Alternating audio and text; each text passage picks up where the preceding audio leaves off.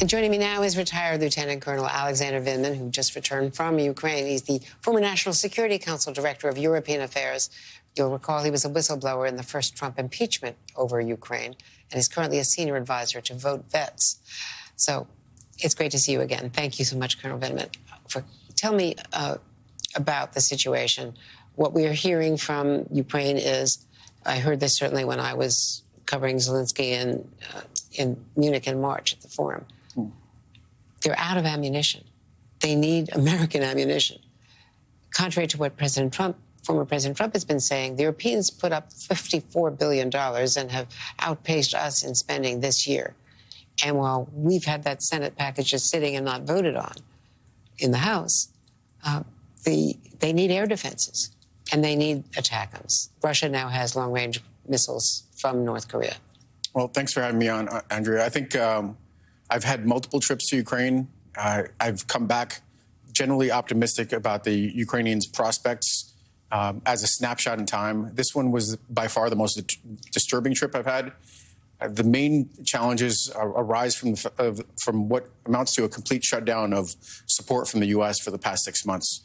It's resulted in major shortfalls in artillery ammunition. The Russians are out shooting the Ukrainians 5, in some cases 10 rounds to 1. The Russians have honed in on this new tactic where they're dropping these massive, enormously destructive bombs, glide bombs that they fire from about 70 kilometers away.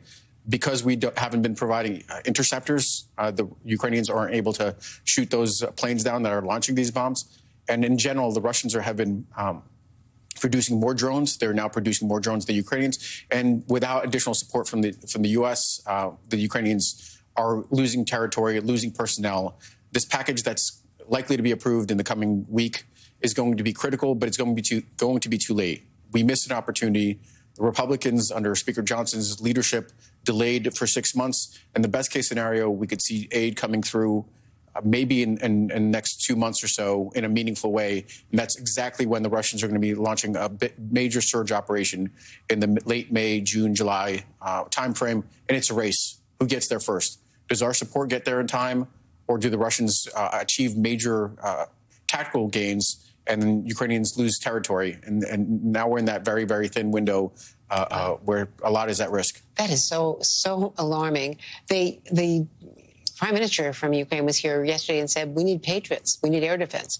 Can the Patriots, first of all, do we have enough to supply them because our own supplies are low? And can we get them meaningful numbers of Patriots in time in that 2-month window? Well, I think Patriots are part of the formula. The answer is yes, we can afford to supply them. We are not facing a near-peer challenge. The U.S. is not in a state of war. NATO as an alliance is not in a state of war. We're on the cusp of it. And the determination of whether we do go to war is success in Ukraine. So we should, and Ukraine's fighting. So we need to make sure Ukraine has all the resources so like this NATO doesn't get dragged into a larger conflict with an emboldened Russia. But it's also planes. Those F-16s need to get there as quickly as possible. They need to come there with long-range missiles to knock down these drones that the Russians are launching, cruise missiles that the Russians are launching, destroy the planes that are launching these massive glide bombs. That needs to come in. Artillery needs to come in. And when the Ukrainians, frankly, also need to make some courageous decisions on their own. They just passed a law to mobilize the population. The way it gets implemented will be critical. Those troops are going to be necessary in the late summer timeframe to hold back the Russian onslaught and to potentially build for an offensive next year. That's important. The U.S. has more to do.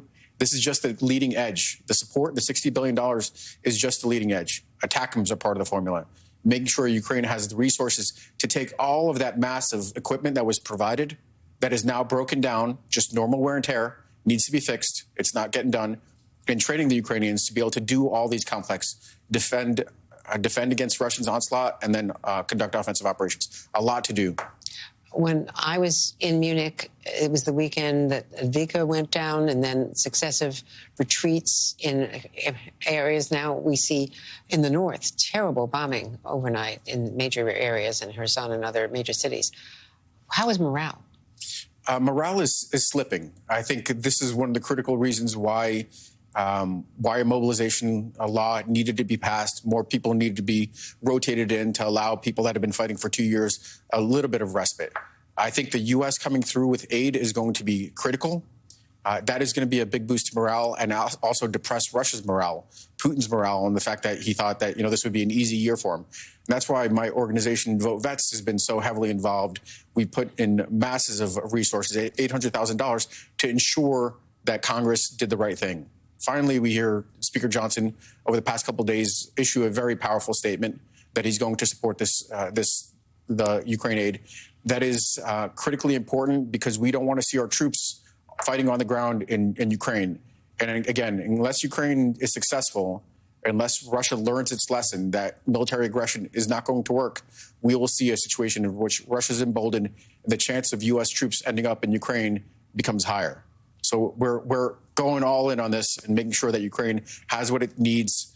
But that's the first step. Now we need to make sure that Ukraine has the resources to succeed over the course of the next year.